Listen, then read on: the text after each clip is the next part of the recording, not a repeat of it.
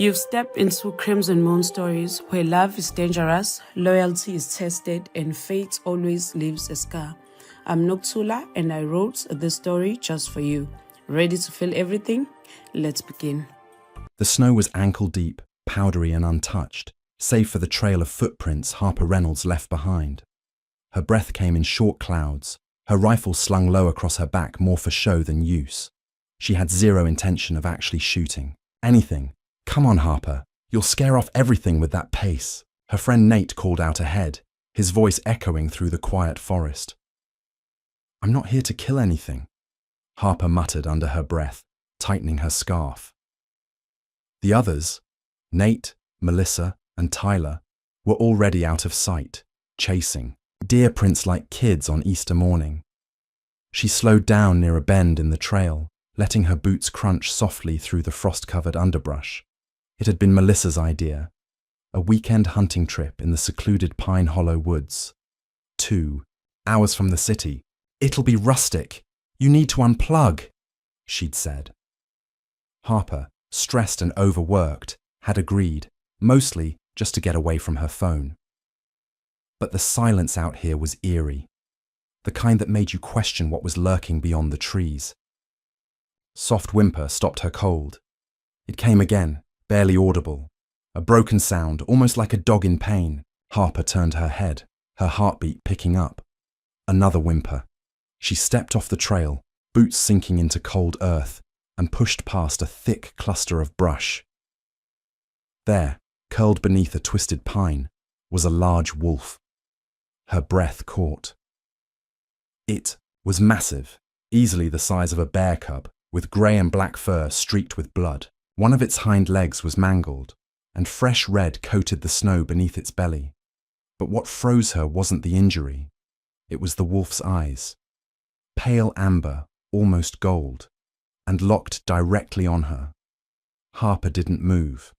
Neither did the wolf. She slowly crouched, voice low. Hey, it's okay. I'm not going to hurt you. It didn't growl, didn't snarl. It just watched her, chest rising and falling with visible effort.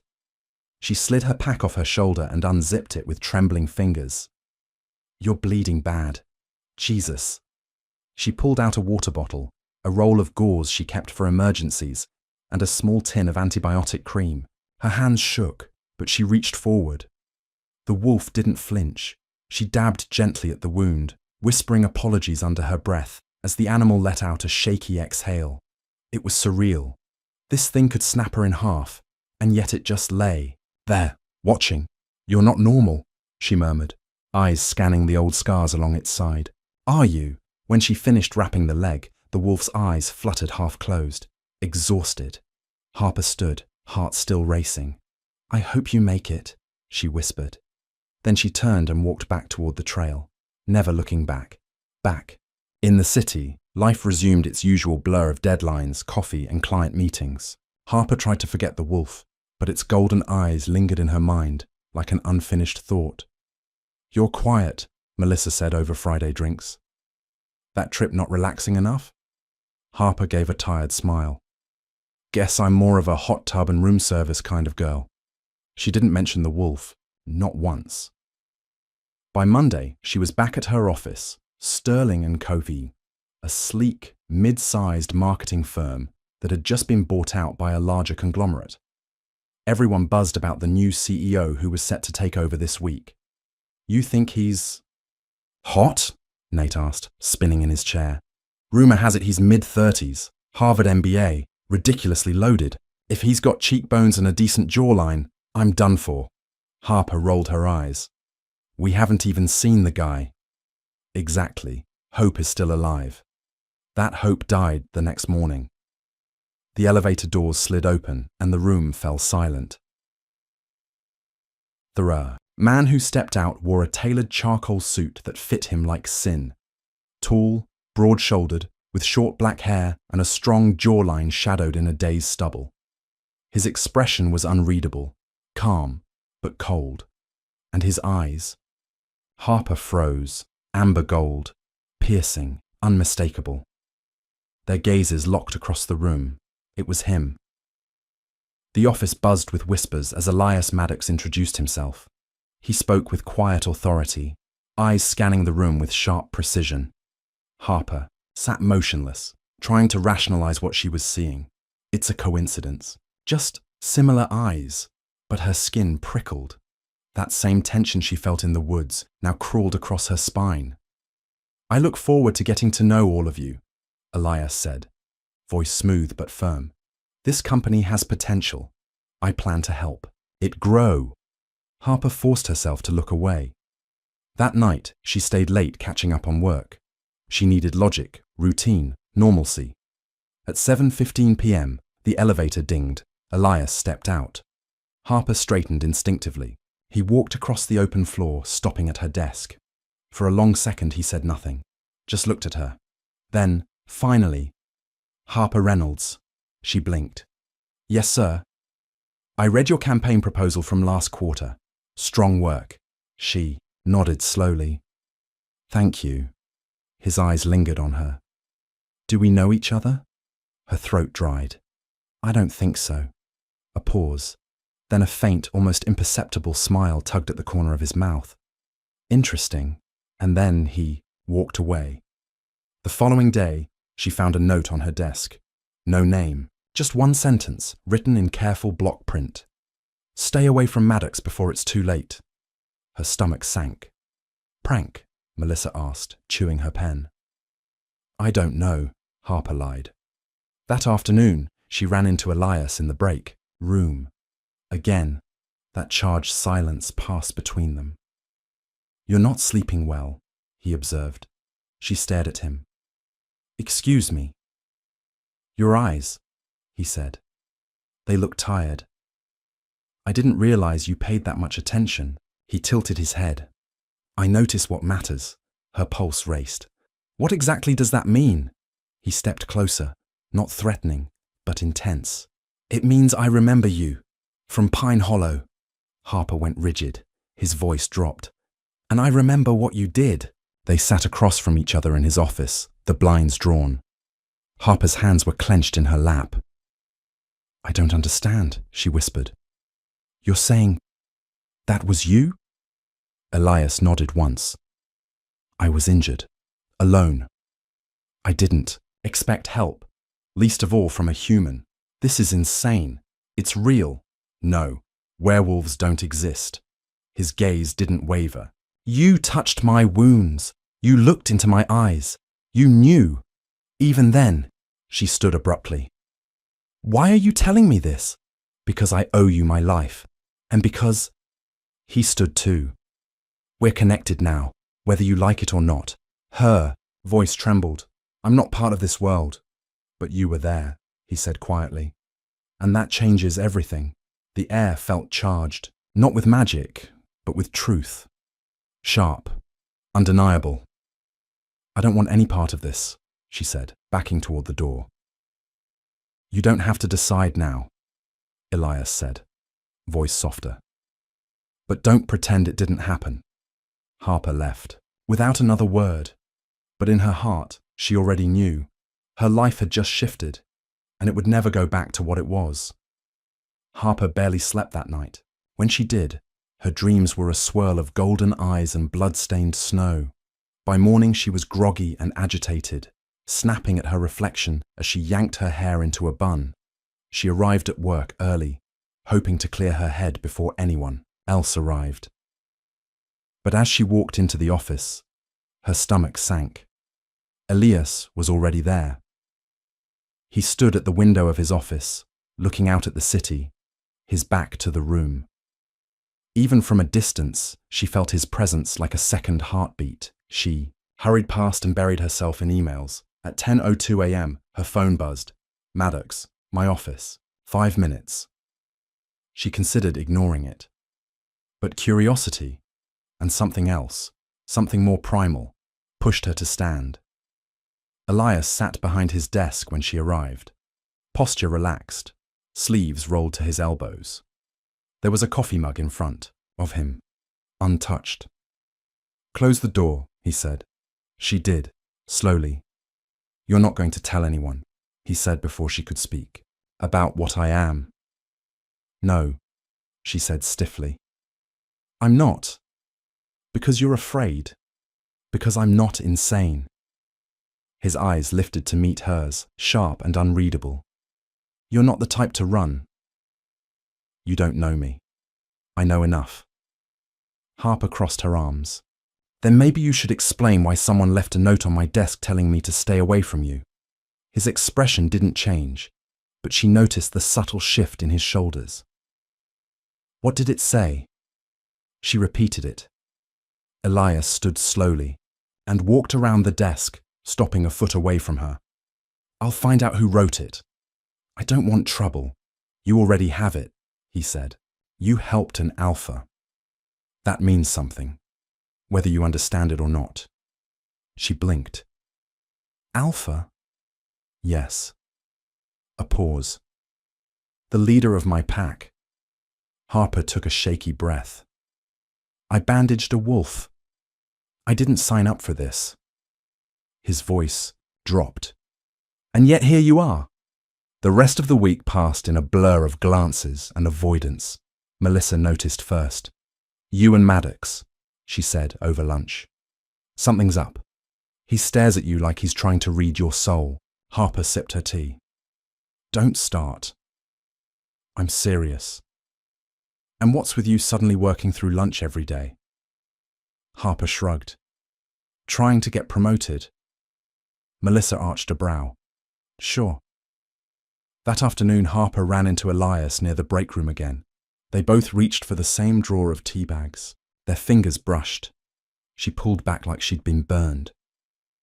You're avoiding me, he said quietly. I'm maintaining boundaries. You don't need to. She glanced around to make sure no one else was listening. I'm not part of your world. Doesn't mean you can't be, Elias replied. She stepped back. I'm not interested in fairy tales. His jaw tightened, but he nodded once and let her go. As she turned the corner, she saw someone watching, an unfamiliar man in a dark grey suit, leaning against the hallway wall, arms crossed. He smiled. At her.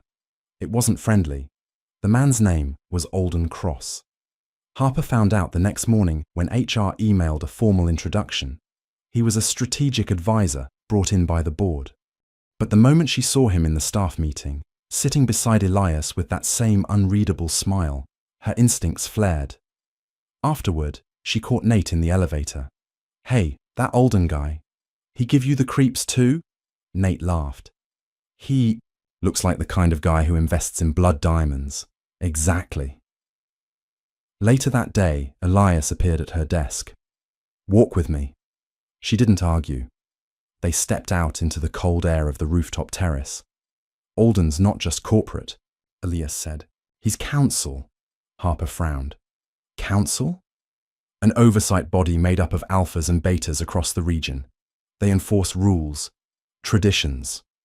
And they know what you are. Of course, she stared at him. Then why am I still here? His gaze hardened. Because I told them to leave you alone. Harper folded her arms. They didn't get the memo. Elias stepped closer. They want to know if you're my weakness. And are you going to tell them I'm not? His expression didn't change. No, I'm going to show them. The elevator dinged. Harper looked up from her desk and nearly dropped her coffee. The woman who stepped out had the kind of beauty that made you feel plain just by existing. Tall, dark-haired, wrapped in a sleek cream coat, she walked with the confidence of someone who'd never been told no. Elias met her at the glass doors. Their hug was brief, but intimate. Melissa appeared beside Harper, whispering, "Who's that?" No idea. 5 minutes later, the answer came. Maris Laurent. Elias said, gesturing to the woman beside him. She'll be consulting with our European partners. Maris's eyes swept the room. They landed on Harper. Something flickered there. Amusement? Appraisal? Harper looked away. Later that day, Maris cornered her near the kitchen. You must be... Harper, she said, voice smooth. I've heard stories. I bet, Maris smiled tightly. Don't mistake kindness for approval. Elias gets sentimental sometimes. He forgets what's expected of him. Harper's tone sharpened. And you remind him? Someone has to. With that, Maris turned and walked away, heels clicking like punctuation marks. Harper stood at the edge of Elias's office, hesitating. He looked up from a stack of papers. Come in. She did, shutting the door behind her. I need to ask. Something, she said. Go ahead. Why me? Her voice trembled slightly. Why not her? Or someone from your world? He leaned back, studying her. Because I trust you. And because when I was bleeding in the snow, you didn't run. That's not enough. It is to me. She stared at him. This isn't just attraction, is it? No. He paused. It's instinct. It's something we don't fully understand, but it's real. And your pack? They'll have to adapt, and if they don't. He stood and walked around the desk, stopping in front of her. Then I'll walk. Away from them. She searched his face for any hint of dishonesty. There was none. You'd leave your pack for a human. His voice was quiet, steady. I'd fight for one too, and Harper realized, with a mix of fear and awe, that he meant it. Harper found herself staring at the ceiling that night, the shadows of passing headlights drifting across her walls like restless spirits. Elias's words kept echoing in her mind. Then I'll walk away from them. He meant it. That was what unsettled her the most. He didn't say it for effect or to win her over. He said it like a man who had already considered every consequence and accepted them. The next day, she walked into the office determined to act like nothing had changed. Of course, that illusion shattered the moment she stepped out of the elevator and locked eyes with Maris. Morning, the woman said, voice silky with false warmth. Morning, Harper replied, brushing past her. Just a tip, Maris added, her voice following Harper like perfume. Elias has a history of chasing things that bleed. Harper stopped cold, turned, and gave a sweet, deadpan smile. And yet somehow, you're still around. Maris's expression froze. Harper kept walking. Inside the break room, Elias leaned against the counter, sipping coffee. He looked up and smirked. What was that? She tried me. And? I tried her back. Elias chuckled softly. The sound low and rough. You'll survive this world better than you think, she folded her arms. You said something last week, that you owed me a life debt. What does that actually mean? He set his cup down. It's not ceremonial. It's instinctual. If a wolf is saved, especially in a vulnerable state, the bond imprints. It's not magic. It's biological. You touched me when I was near death. Your scent stuck. That sounds intense. It is. She hesitated. What happens if I walk away? Elias held her gaze. Nothing. You live your life. But I'll always feel that bond, and I'll never ignore it. On Thursday night, Harper left work after dark. The streetlights buzzed overhead as she walked toward her car in the underground lot. Keys clutched tight in her hand. She didn't hear the footsteps until it was too late. A figure stepped out from between two parked SUVs. Tall, broad, male. Harper froze. Relax, the man said, holding his hands up. I'm not here to hurt you. She recognized him. Alden Cross, the council man. I don't care why you're here, she said, backing up. You should, Alden replied, because this path you're on, it doesn't end the way you think. She unlocked her door with a beep. Are you threatening me? I'm informing you. You're being watched. You've been warned once. This is your second. I don't belong to any of you. That's exactly the problem. Before she could reply, another voice rang out behind her. She said to back off. Alden turned, and Elias stood 10 feet away, his jaw tight, his tone lethal. Alden exhaled like a man used to confrontation. This isn't over. It is for now, Elias said. Alden walked off into the shadows, Elias turned to Harper, jaw still clenched. You okay? She nodded. I think so. He opened her car door. Let's go. Where? Somewhere safe. The cabin was tucked deep in the forest, well off any GPS grid. Elias drove in silence while Harper clutched her seatbelt, heart still racing. When they arrived, she stepped out slowly. Where are we? One of mine, Elias said. This is where I go when I need to disappear. Is that what we're doing? For tonight, yes. Inside, the cabin was minimal. Stone fireplace, leather furniture, floor-to-ceiling windows overlooking the pine trees. A fire was already roaring in the hearth. Harper wrapped herself in a throw blanket, while Elias poured them both whiskey. You didn't have to bring me here, she said. I did, he replied. Because if Alden's stepping in, the rest of the council won't be far behind. She sipped her drink, the warmth calming her nerves. So what happens now? They'll either try to discredit me or pressure me into choosing someone more acceptable.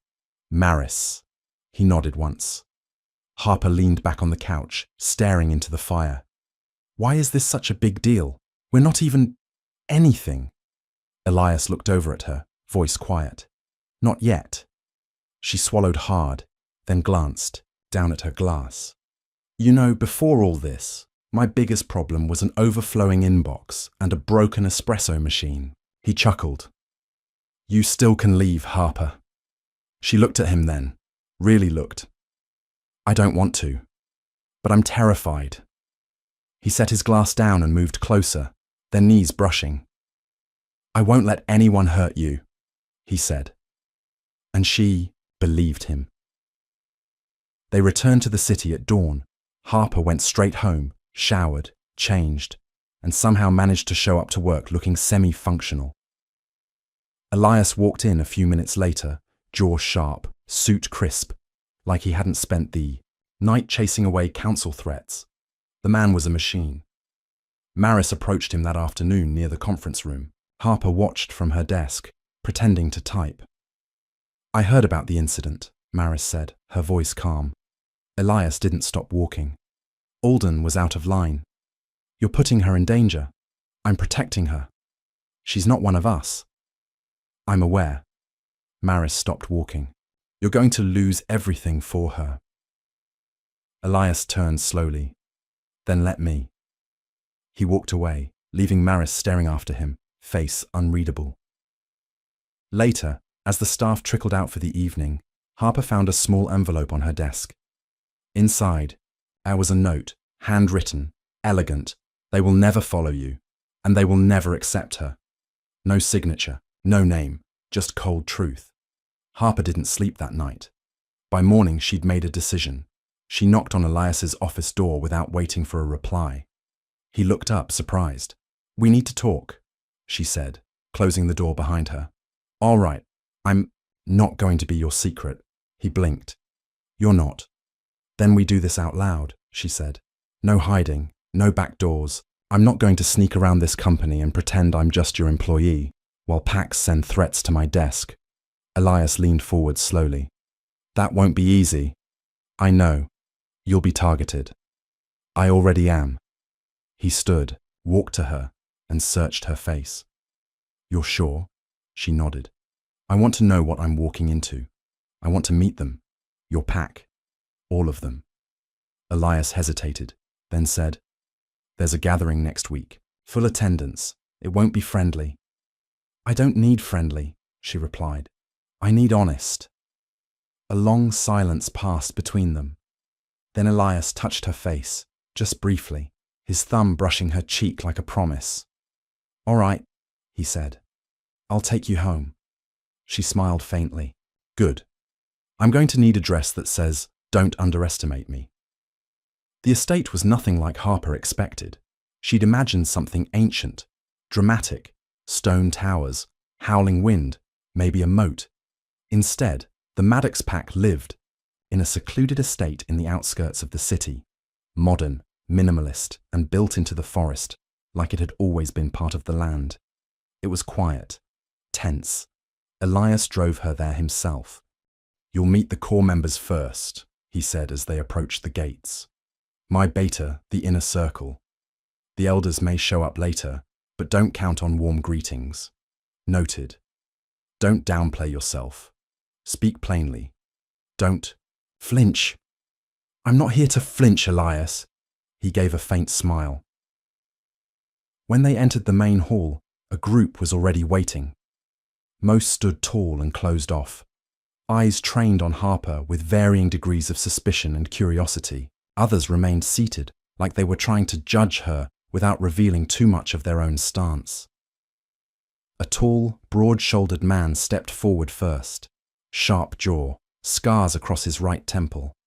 Beta, Elias's second. Harper, this is Rourke, Elias said. My right hand. Rourke didn't offer a hand. He studied her like a puzzle he wasn't sure he wanted to solve. You're the human, he said. Guilty, Harper replied. But I can assure you I'm not contagious. A snort came from the far corner. A woman, early 40s, arms crossed, eyes hawk-like. Werner, Elias said under his breath. She's got nerve, Werner muttered, louder now. I'll give her that. Another woman approached, young, elegant, wary. Camille, she introduced herself quietly.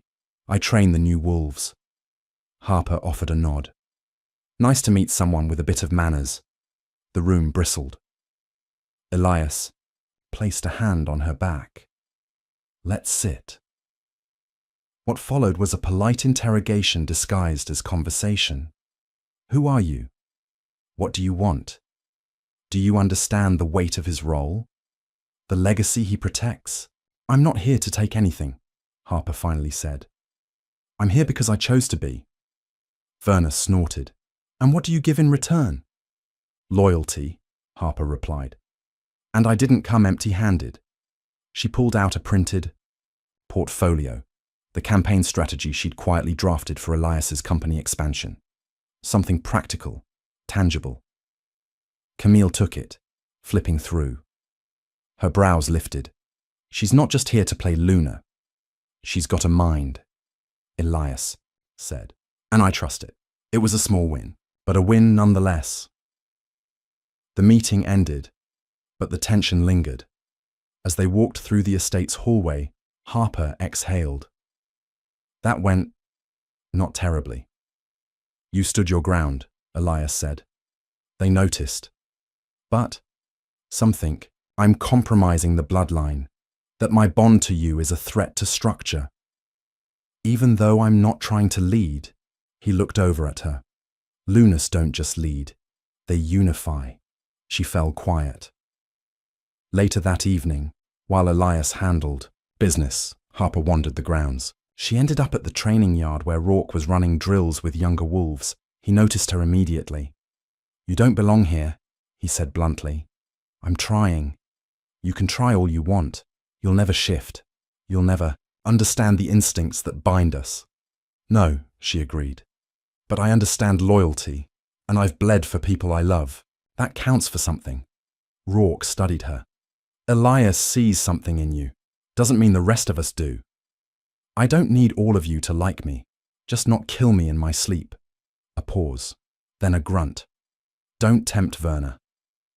Back at the office, things grew quieter, but not simpler. Harper kept her distance from Maris, who seemed content to circle like a vulture. Every time Harper stepped into a meeting, she could feel Maris's gaze on her, calculating, waiting for a mistake. During a Tuesday strategy session, Maris made her move. I'd like to raise a concern, she said coolly. Harper has been included in sensitive logistics despite not having formal security clearance from the board. Elias didn't flinch. She doesn't need board clearance. With respect, Maris replied, that's not your decision. Alone. Harper opened her mouth, but Elias spoke first. She's been vetted. By you. Yes, and that's enough. Maris leaned back, but the smile she wore didn't reach her eyes. After the meeting, Harper caught up with Elias in his office. You didn't have to defend me. Yes, I did, he said. Because that wasn't about security. It was about control. She's trying to divide the board. She's trying to prove I can be manipulated by you. Harper looked up at him. Can you? Elias stepped closer. Only if you ask nicely. She smiled, tension easing for a moment, but they both knew it wouldn't last.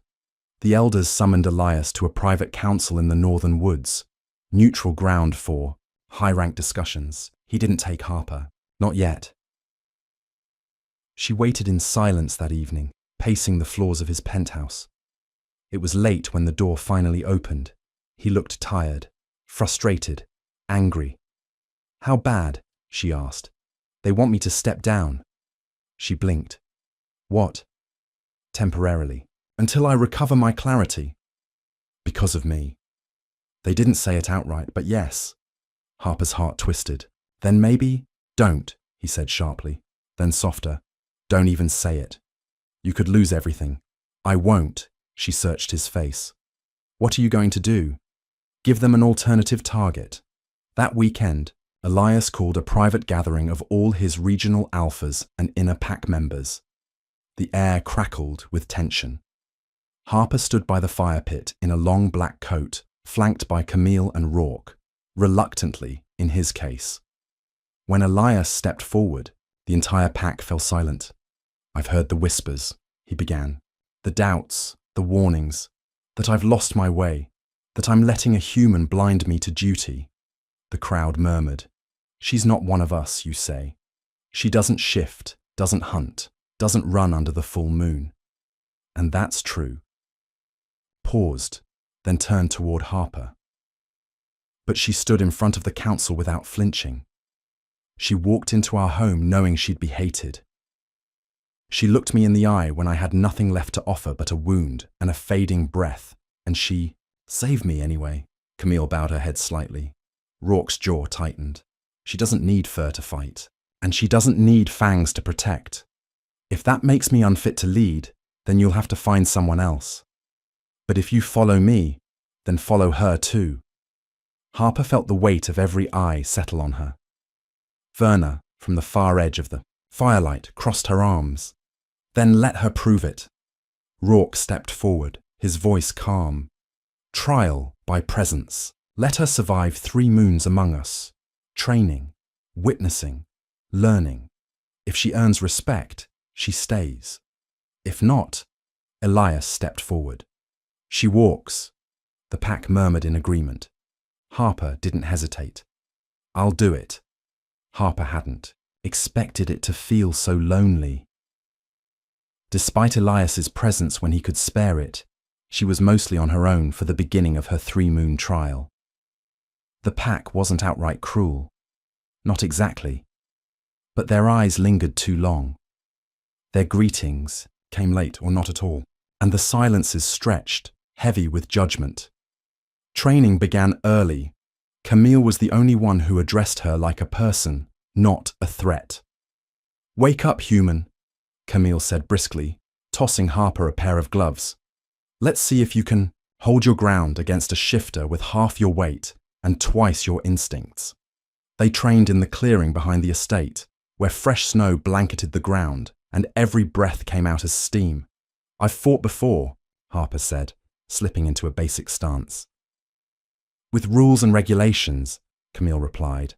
Out here, the only rule is don't die. Their first few sessions were brutal. Camille didn't pull punches, and Harper quickly realized how much she'd underestimated her own limitations. Her reflexes were good, but her strength was human. She couldn't match the speed of Camille's attacks, and her stamina dropped after an hour. But she kept showing up, even when her ribs ached, even when her palms blistered. You're stubborn, Camille said on the 4th day, tossing Harper a water bottle. That might actually keep you alive. Harper grinned through her split lip. High praise. By the end of the 1st moon, something shifted. No one welcomed her outright, but the eyes became less suspicious. Some even nodded in passing.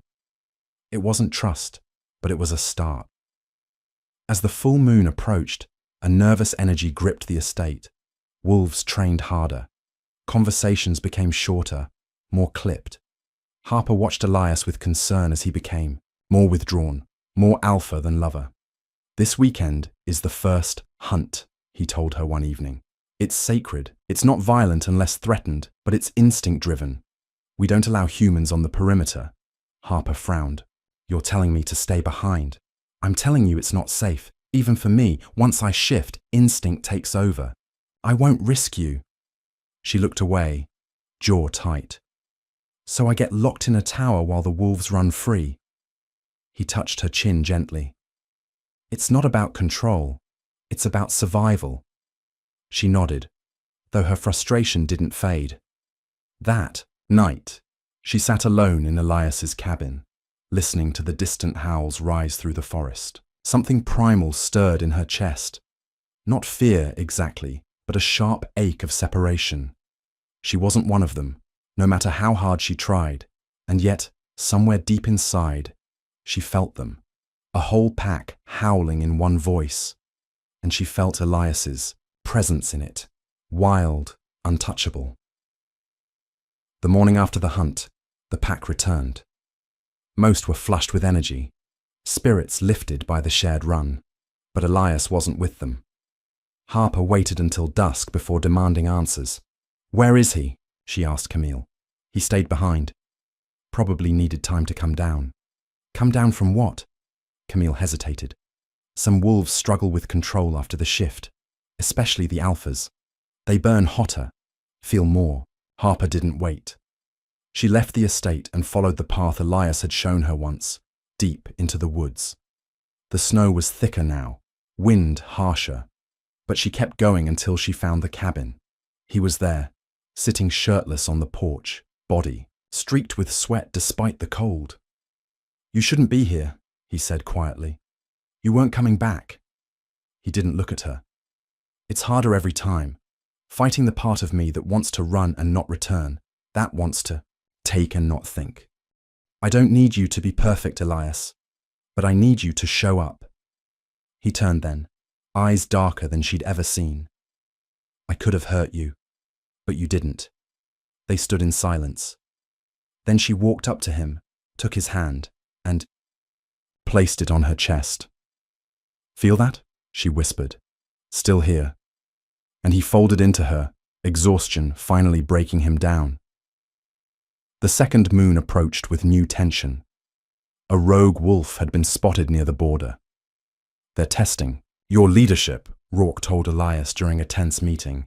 Waiting for a moment of weakness. I won't give them one, Elias replied. Harper stood quietly in the corner, observing how easily the room shifted when Elias spoke now. More assertive, more commanding. The line between the man she kissed and the alpha the pack feared was growing thinner. That night, Camille came to Harper's room. There's talk, she said. Werner thinks the rogues might be sent by another pack. Why? To provoke Elias into a war, and to make you look like the distraction. Harper exhaled. Of course, because everything I do is a liability. You're not a liability to him, Camille said, but you might be to the council. Later, Harper found Elias on the training grounds. They're coming for you, aren't they? She asked. They've always wanted a reason. Then give them none. Elias smiled faintly. That's the plan. The rogue attacked the night, before the second moon. It wasn't a full assault, just a single wolf breaking through the southern border and slashing one of the younger scouts before vanishing into the snow. A warning. The pack was furious. We hunt tonight, Elias declared, but the moon. Camille started. I don't care. I'll control it. Harper grabbed his arm as the others dispersed. Let someone else lead, just once. I'm not like them, he said. They only follow because I stay on top. If I hesitate, I know. And she let him go. But this time, she didn't stay behind. Harper followed at a distance. She watched from the tree line as Elias shifted mid-run. Bones cracking, muscles stretching, fur exploding across his back in a violent bloom. He was massive, powerful, terrifying. She crouched low, hidden by the snow and pine. She saw the rogue lunge from the shadows, and Elias meet him in mid-air with crushing force.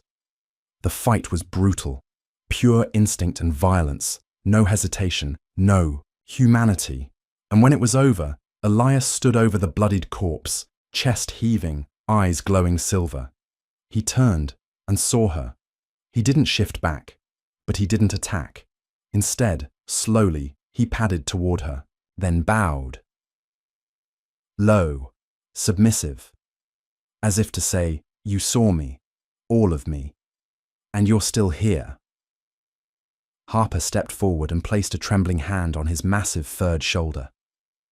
No words passed between them, but something permanent settled in the snow that night.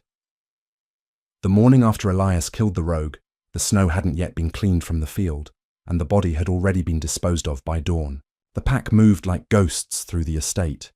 The tension no longer just about survival. It was political now. A letter arrived at midday. Official, wax-sealed, and hand-delivered by a council courier. Elias read it silently, his jaw tightening, as each line passed his eyes. "They've summoned me to the summit," he said at last. "In 3 days." Harper sat across the table, still sore from yesterday's silent trek back through the woods. "Because of the rogue?" "No," Camille answered from the doorway, arms crossed. "Because of you." The room fell quiet. Harper stood. "Let me come." "They'll eat you alive," Camille said flatly. "Then let them try." Harper's voice didn't shake. Elias watched her for a long moment. "You really want to walk into a room of wolves who already want you gone?"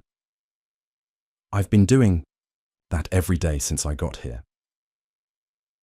The summit took place on neutral ground, a massive stone lodge tucked in the middle of a frozen mountain pass. Snow fell in thick sheets, and inside the grand hall, 5 alphas stood like predators circling each other. Harper stuck close to Elias as they entered, Camille flanking them like a soldier. "Alpha Elias Mercer," called the eldest of the council, a white-haired man with eyes like flint. "And the human." She didn't flinch. They sat at the long wooden table, where stone bowls of bloodroot and wine were passed. Ancient tradition. "You violated the accord," another alpha snapped, bringing a human into pack affairs, granting her knowledge, access and power. "I've done no such thing," Elias replied evenly. "She is in a trial period. That is well within my rights as alpha."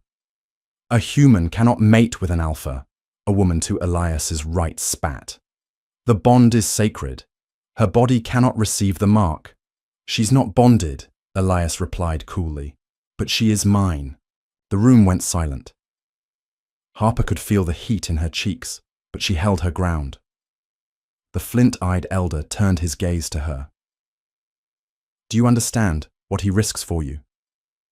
"Yes," she said. "Do you?" That night, as they stayed in, the lodge's guest quarters, Harper sat in front of the small fireplace, arms wrapped around her knees. Camille entered quietly and shut the door. "You held your own today." Harper looked up. "They hate me. They hate change," Camille corrected. "And they fear Elias losing control. That's what this is really about." She came closer and crouched beside her. "You need to understand something, Harper. He's holding this whole thing together by sheer force of will. But the moment you give them a reason to doubt..." "I know." Camille studied her. "Do you?" "Because you look at him like he's just a man. But Elias is an alpha. They need him to be untouchable." Harper's voice was quiet. "And what if I don't want to be the reason he has to keep proving that?" Camille stood. "Then leave, before it breaks him." But Harper didn't leave. Instead, she climbed into bed that night beside Elias, pressed her face into his shoulder and whispered, "Whatever they say, I'm still here." His hand tightened around hers, but he said nothing. The second day of the summit started colder. Inside the Great Hall, tension was thick enough to slice. "The Northern Ridge Pack is already considering challenging your leadership," a stocky alpha growled. "They say you've weakened your bloodline." Elias didn't flinch. "Let them try." The elder councilman, the flint-eyed one named Alder, lifted his hand. "We are not yet at war. But the structure must hold. And this human interferes." I've not interfered with anything, Harper said, her voice ringing clearer than she expected. All I've done is show up, learn, fight when needed, and love him. If that's threatening, maybe your structure was weaker than you thought, gasps echoed. Alder narrowed his eyes. A wolf's Luna is not just love. She is legacy. She is link. You can be neither. Then make a new definition, Harper shot back. Because I'm not leaving. Camille smiled faintly from her post, near the door. Elias stood beside Harper, placing his hand on the small of her back. You wanted to see if I could lead with her at my side. You just did. They left the summit in silence. Camille drove while Harper and Elias sat in the back seat, the road winding through dark pine forests dusted in silver snow. Harper leaned her head against the window, watching the blur of trees pass like a dream. The Mao didn't make a ruling, she said eventually. They won't, Elias murmured. They're waiting. If we fall, they'll claim it was inevitable. And if we rise? Then they'll rewrite the rules and pretend it was their idea. Back at the Fire Ridge estate, the pack was waiting, lined up like soldiers, silent. As Elias stepped from the car, Harper followed him. One of the younger wolves, Jackson, broke formation first. He stepped forward, bowed slightly and said, "Welcome back, Alpha. Welcome back, Harper." One by one, the others followed. No grand speeches, no applause, just quiet recognition. Camille leaned toward Harper and whispered, "You just passed your second moon." Harper's voice was raw. One more to go. Winter deepened, and so did the silence that settled over Fire Ridge. Outwardly, the pack operated as usual, training, patrols, strategy meetings. But there was a shift Harper could feel in her bones. A quiet, growing tension, like a taut wire ready to snap. Elias had grown quieter too, not distant, just heavier. One morning, as Harper poured coffee into mismatched mugs in the kitchen, she asked Camille, "What's going on behind the scenes?" Camille raised a brow. "You mean besides the whispers, the watching, and the sudden interest in Elias's every move?"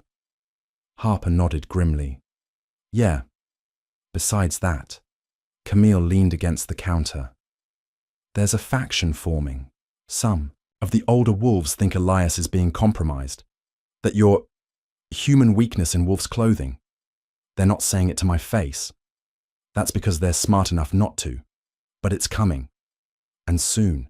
That night, Harper found Elias outside the training grounds, shirtless and sparring with Mason. His punches were heavier than usual, meaner. She waited until he was alone, breath steaming in the air. "They're coming for us, aren't they?" she asked softly. Elias didn't deny it. "Let them," he said, wiping sweat from his brow. "I'm done playing their game." 3 days later, the Fire Ridge compound was visited again, but this time, not by rogues. Luca, Alpha of the Ridgewater, pack and one of Elias's old rivals, arrived flanked by 2 betas. Tall, cold-eyed and smiling like a man who already believed he'd won. "Elias," Luca drawled, stepping into the foyer like he owned it. "You've made things complicated, haven't you?" Elias didn't offer a handshake. "What do you want, Luca?" Luca's eyes flicked to Harper. "A solution. The council won't act because they're watching your pack for signs of instability. So I've come to offer a resolution." "I'm not interested." Luca grinned wider. "Let her go. Publicly. Denounce the human bond. Return to tradition. And in return, we'll restore unity and support you as Alpha." "Support me?" Elias echoed with a dark chuckle. "You mean control me?" "Or," Luca said, shrugging, "you refuse. And the other Alphas back me when I challenge you for Fire Ridge." Harper stepped forward. "I'm standing right. Here, you know."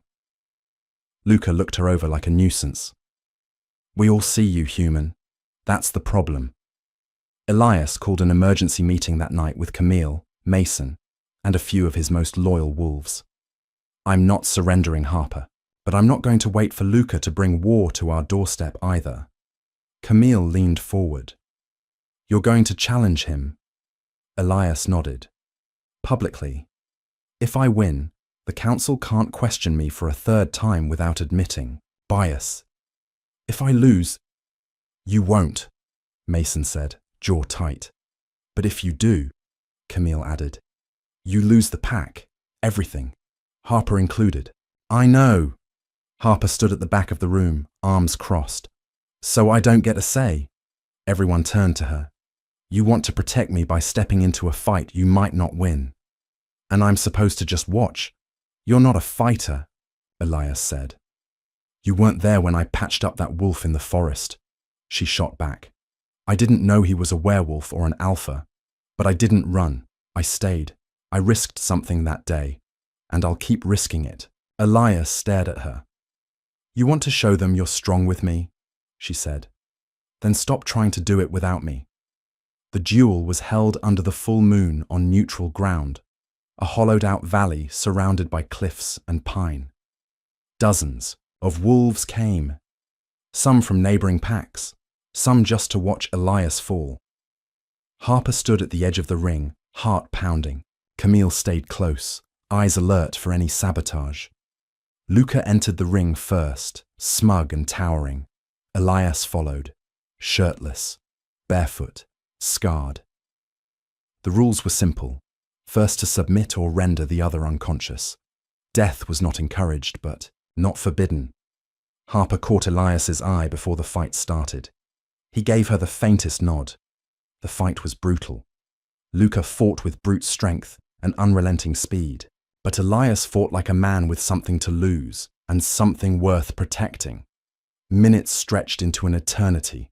Blood hit snow, bones cracked.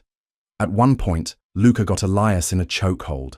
Harper's breath caught, but Elias broke it, using pure will and a brutal elbow to Luca's jaw. In the end, Elias pinned Luca to the ground, one arm twisted behind his back, knee crushing his shoulder. Submit, Elias growled. Luca snarled. Never! Elias drove his fist into the earth beside Luca's head, cracking the frozen dirt. Submit, or I break it. Luca, trembling, gave in. I yield, he spat, and the crowd fell silent. Later that night, back at Fire Ridge, the pack welcomed Elias with roars and howls, but Harper stayed quiet, watching from the balcony. He found her there, still as stone. You won, she said softly. I did, but you didn't mark me. Elias stepped closer. Because I won't force you. That choice is yours.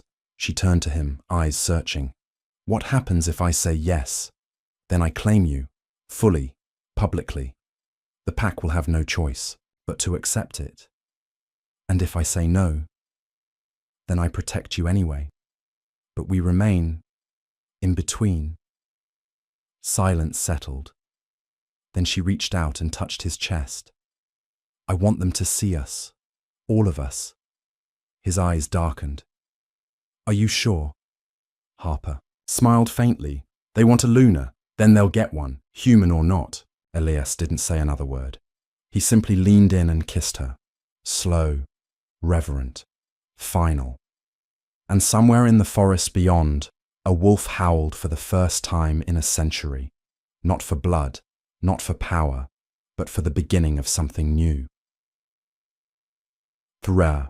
Day after the duel, Camille approached Harper with a folded parchment, thick, yellowed, stamped with Fire Ridge's ancient crest. What's this? Harper asked. Camille hesitated. The council's version of diplomacy. They're not challenging Elias's leadership anymore, but they've issued a Luna trial. It's optional, technically. Harper unfolded it. The conditions were brutal. 3 challenges: strength, loyalty, and sacrifice, all designed with a werewolf in mind. No one's passed this trial in 50 years, Camille added quietly. Harper looked up. And if I refuse? Then you'll always be Elias's mate, but never their Luna. Not truly. When Harper showed Elias that night, he didn't try to talk her out of it. You don't have to do this, he said. But I want to, she replied. If they're going to hate me, they'll have to do it after watching me bleed for this pack. The first trial was brutal and public. The council had chosen a wolf named Calder as her opponent. Huge, fast, born and bred for violence. The four. Our goal wasn't to win, it was to last. They're not testing whether you're stronger than him, Camille whispered as they strapped Harper's hands. They're testing whether you'll get up after he knocks you down. Harper stepped into the ring with no training beyond what Mason had rushed into her over 2 sleepless nights. The cold wind bit into her skin, but she kept her stance low and steady. Calder didn't waste time. He lunged. Harper ducked, narrowly avoiding his fist. She swung and landed one good punch, more shock than pain for him, but it felt good. Then he struck. Her vision exploded into white. She fell. The crowd gasped. But Harper got up, and again, and again. By the time Calder stopped, by order of the council, she was bruised, bloody, and grinning.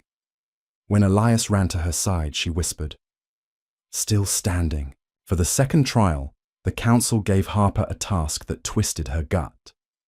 She was to lead a patrol of wolves, Camille, Mason, and 2 young trainees, into rogue territory, extract information from a suspected traitor, and return without aid from Elias or any Fire Ridge command. "If you're going to be Luna," one of the council elders had sneered, "prove you can lead without clinging to the Alpha's leash." Camille prepped her, quietly giving her a crash course on strategy. "They're not expecting you to succeed," she said. "They're expecting you to break." The mission started well. They tracked the traitor's scent, found his camp, and surrounded it. But the traitor had backup. Rogues who recognized Harper as the human Elias had chosen. "You're just a weakness in boots," one of them snarled as he lunged. Mason intercepted, him while Camille dragged Harper behind a tree. "You have to call the retreat," Camille said. "No," Harper replied. "We hold ground. We drive them toward the southern ridge. It's narrow. We can bottleneck them there." It was reckless, but it worked. When they returned, scraped but alive, council member Lisa muttered, "Accidental luck." Harper stared her down. "No. Leadership." The final trial came without warning. Harper was woken by Mason at dawn. "They've taken Elias," he said, voice clipped. "Blindfolded him. Dragged him out by council order. Trials started." "What? What are you talking about?" Camille entered, holding a blade. "You have to make a choice." Harper stared at the blade, then at her. "The trial of sacrifice," Camille explained. "They put the person you value most in front of you, and then they ask for blood. What the hell kind of barbaric? They won't kill him, but they'll demand that you wound him, publicly, to prove your loyalty lies with the pack, not your bond." Harper marched to the council circle barefoot, the blade clenched in her fist. Elias stood bound, bare-chested, calm. "This is insane," she said to the elders. "It is tradition," they replied. She stepped toward Elias. Their eyes locked. He nodded once. "Do it." She lifted the blade, hand shaking, and drove it into her own palm instead. Gasps echoed through the clearing. "My pain is my proof," she said. "You want blood? You get mine." Lysa rose. "You defy the trial." "I honored the spirit. I chose the pack over myself. I chose to bleed for them instead of wounding the one I love. That is sacrifice." The council deliberated for hours. The pack waited in silence. Some believed Harper would be rejected, exiled even. Others, those who'd watched her fall, lead, and bleed, stood taller in her defense. Elias refused to leave her side. Camille and Mason paced like caged animals outside the council chambers. Then finally, the council doors creaked open. Lisa emerged. "The trials are complete. The council has ruled." Her gaze swept over the gathered crowd before landing on Harper. "You may be human, but you have proven strength, loyalty, and sacrifice beyond what most wolves ever do. You are no longer just the Alpha's mate." She paused.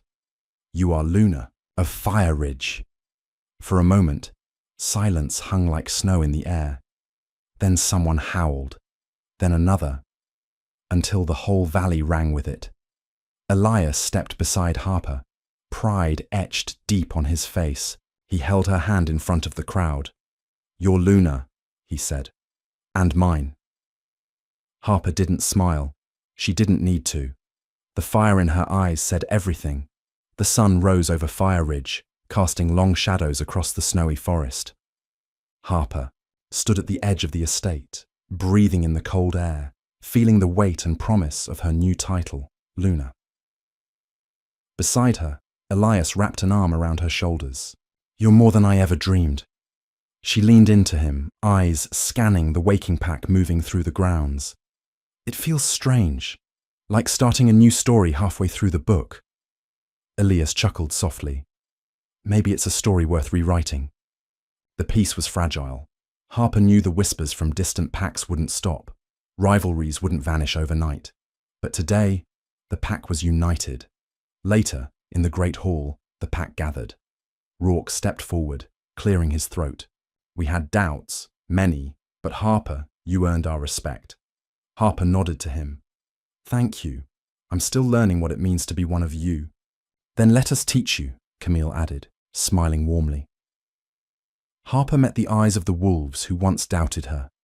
No hostility now, only cautious acceptance. Over the next weeks, Harper immersed herself in pack life, not just as Elias's mate, but as a leader, a friend, a protector. She trained harder with Camille, learned how to track wolves' moods, how to mediate disputes, how to speak without words. One evening, Mason approached her during a patrol, snowflakes settling on his fur-lined coat. "You've come far." "Still, a long way to go," Harper admitted. "But I'm ready." "Good. Because there's talk from the Southern Ridge Pack. They don't like the change here." Harper frowned. "What do they want?" "To test you." Elias appeared then, hand resting lightly on her back. "And we'll face them together." Harper smiled, feeling the strength of their bond. The human Luna and the Alpha, partners against the old world. The Southern Ridge Pack sent an official challenge, an invitation to a summit under neutral terms, but everyone knew it was a test of strength and diplomacy. Harper prepared, studying pack protocols, and Elias stayed close, grounding her. At the summit, Harper met the Southern Alpha, a tall, imposing wolf named Varek. His eyes held both respect and challenge. "You've changed things," Varek said during their private meeting. "You're a human wearing wolf's skin." "I'm someone who's earned her place," Harper replied steadily. "Not by birthright, but by choice." Varek nodded slowly. "I respect that. But respect isn't given freely." Harper smiled. "Neither is loyalty. You have to earn it." The summit ended with a tenuous agreement, but more importantly, with Harper standing shoulder to shoulder with Elias, accepted as his equal in the eyes of many. Back at Fire Ridge, Elias and Harper faced the true test, not enemies at the gate, but the legacy of leadership. Elias wrestled with the expectations of being alpha, the sacrifices, the constant vigilance. One night, Harper found him staring out at the moonlit forest, shadows deep in his eyes. "You carry a heavy burden," she said softly. He nodded. "Leadership isn't just power, it's responsibility. Sometimes I fear I'm not enough." "You are," Harper assured him. "And you're not alone." He turned to her, tracing her cheek with a rough hand. "You've changed me. And you've given me a home." Together they faced the horizon, ready to lead. Winter thawed into early spring, and Fire Ridge blossomed, not just in nature, but in spirit. The pack had faced threats, challenges, and doubts. But now, under Elias and Harper's joint leadership, they were stronger. In the final gathering before the thaw, Elias addressed the pack. "We've walked a difficult path, but it's our choices, not just our blood, that bind us. Harper is no less Luna because she is human. She is ours." Harper stepped forward, voice clear. "I chose this pack. I chose Elias, and I will protect both with everything I have." Howls rose into the clear sky. a chorus of acceptance and unity. Later, Harper and Elias stood on the estate's highest ridge, the forest stretching endlessly before them. "Ready for the next chapter?" Elias asked. Harper smiled, fingers lacing, with his, more than ever. Together, they looked to the future, one they would build together, human and wolf, mate and leader, rewriting the story of Fire Ridge forever.